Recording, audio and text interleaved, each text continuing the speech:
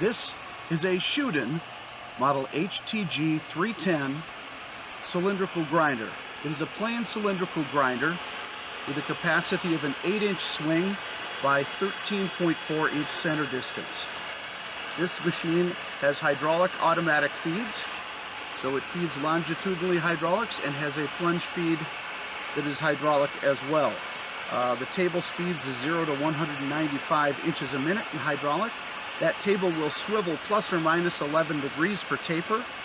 The wheel size on the wheel head is a 14 by 2 inch by 5 inch bore max wheel.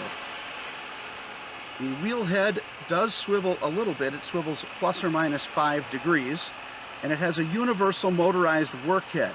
That workhead is variable speed from 65 to 500 RPM and swivels 360 degrees. It has a number 4 Morse taper. This machine is also equipped with Sparkout, a stepless adjustable Sparkout timer, the adjustable tailstock with live center, and table mounted dresser. For sale at machinesused.com.